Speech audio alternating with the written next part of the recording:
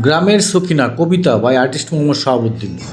সখিনা গ্রামের নারী ঘুরে ফিরে বাড়ি বাড়ি, মায়ায় মমতায় ভরা, চেষ্টা করে সকলের জন্য কিছু করা। না করিতে পারার জন্য চোখে আসে জল, তবুও সারে না মনোবল। না করিতে পারিলেও তাকে দেখা যায় সকল বাড়ি, মাঝে মাঝে সকল কর্ম করিয়া দেওয়ার জন্য না করিলে ধরে আড়ি।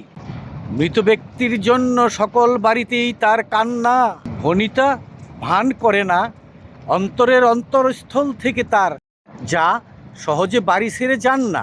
মারা গেল পাশের বাড়ির কাইয়ুম বাইয়ের ছেলে, সারাদিন কাঁদিল বন্ধ হলো না এ ছলে।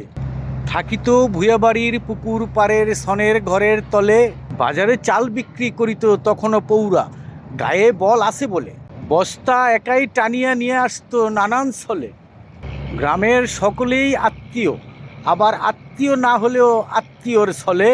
বাড়ি বাড়ি ঘুরে নানান উচিত কথা যেত বলে, ছেলেটা তার হয়নি মানুষ, বিয়ে করে এলাকা ছেড়ে এখন সে ফানুস। বিচারের জন্য সে যাইতো এ বাড়ি ও বাড়ি, আবার ছেলের কামানো টাকায় সে খাবার আনিত না কারি। মান অভিমান ছিল ভালোই, কোনোদিন কাউকে সে ডাকিত না তালই। মা বাবা বলি কথা শুরু করিত সকলের সাথে, আবার খাইতো যে যা বাড়িয়া দিত পাতে। চাল বিক্রির সাথে আবার বাজারে যখন আসিত চালের গাড়ি, টোকাইয়া টোকাইয়া ভরিয়া নিত তার খাড়ি।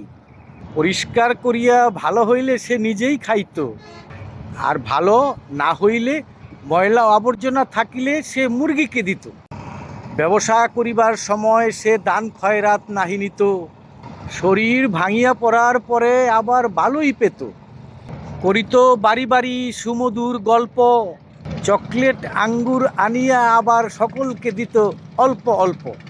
বিশ্বাস করিয়া মানুষকে মাঝে মধ্যে দিত টাকা ধার, খারাপ মানুষগুলা সে টাকা চাহিলে দিত না তাকে আর।